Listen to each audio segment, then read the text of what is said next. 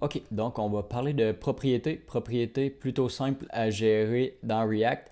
Ce qu'on va faire en fait, on va simplement ajouter une propriété pour le nom parce que là, si on écrit KC2, on ne pourrait pas créer des components très originaux avec ça. Si par exemple on veut faire une application où il y a plusieurs utilisateurs qui peuvent communiquer entre eux, évidemment, on va vouloir que chaque utilisateur ait son nom.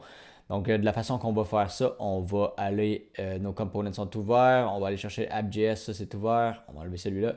On va travailler avec ces deux fichiers-là. Donc, c'est plutôt simple. Regardez ce qu'on va faire, on va simplement prendre notre component salutation et on va y ajouter une properties de cette façon-là.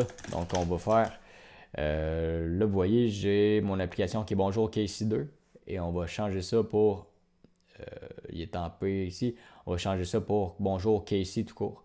Donc, avec une logique derrière ça. Donc, ce qu'il va falloir faire, en fait, c'est lui mettre une propriété. Donc, on va écrire props ici. C'est pas mal une convention. Donc, essayez de garder ça comme ça va bien. Et on va pouvoir faire à peu près ce qu'on veut à partir de là. Et si on veut, on peut s'améliorer ça un petit peu simplement en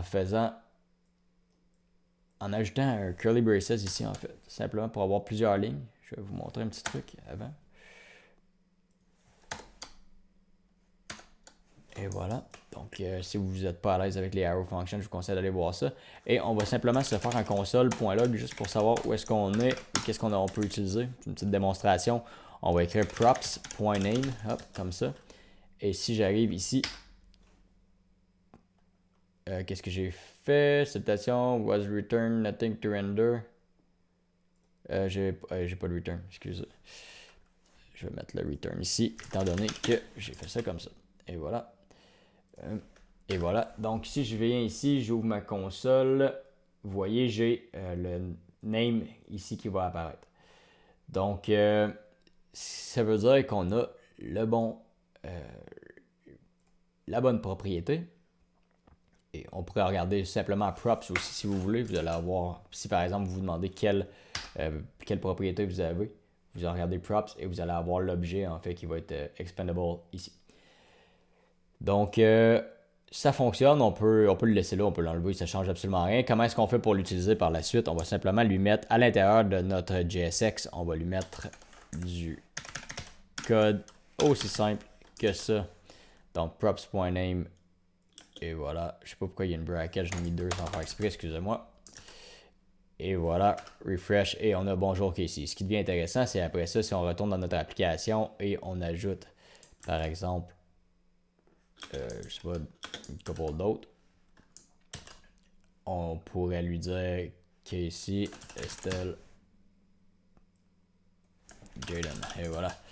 Donc, si je refresh ça comme ça, j'ai toutes les components, tous les components qui sont ajoutés là. Donc, on peut, après ça aussi, en utiliser de multiples. Donc, âge 30.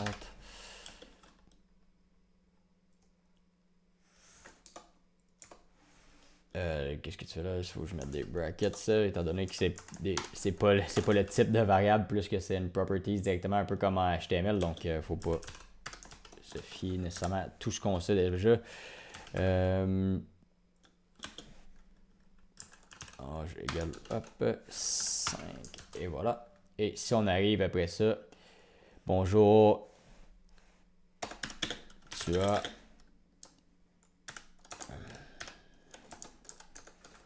props.âge. Et voilà. Donc, si on retourne ici, et on a ça comme ça. Donc, c'est une petite introduction aux propriétés. On va pouvoir l'utiliser. Vous pouvez l'utiliser pas mal tout le temps en fait. Dès que vous allez avoir, vous pouvez aller chercher ces données-là sur, par exemple, si vous travaillez avec .NET ou sur PHP, vous pouvez aller chercher cette information-là à l'intérieur de vos bases de données aussi si vous en avez besoin.